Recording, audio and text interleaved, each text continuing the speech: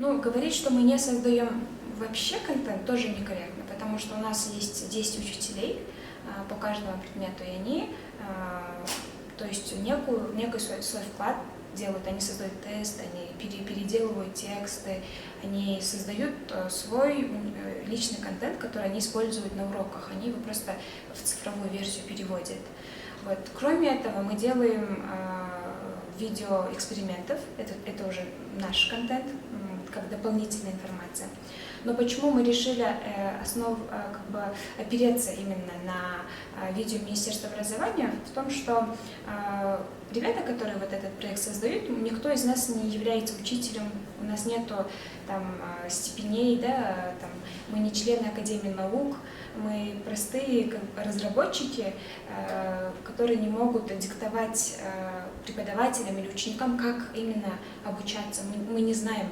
Поэтому мы решили сделать имеющиеся образовательные материалы, которые есть у Министерства образования, доступными, сделав их цифровыми, там, уменьшив видео, напечатав тексты, там, добавив тесты, да, и как бы для того, чтобы восполнить вот этот недостаток, да, своих знаний в преподавательской деятельности, мы работаем именно с учителями, практиками, у которых больше 10, 15, 20 лет опыта.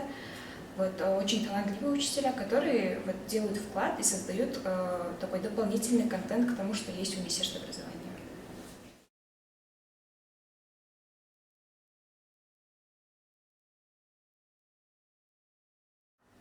Они никак не согласуются, они основываются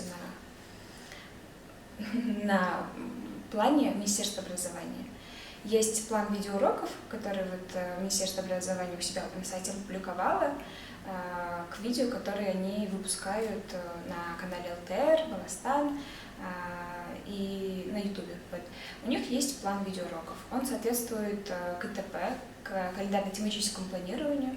Вот. И все наши уроки, они основываются на вот этом плане, то есть напрямую взаимосвязаны, можно сказать.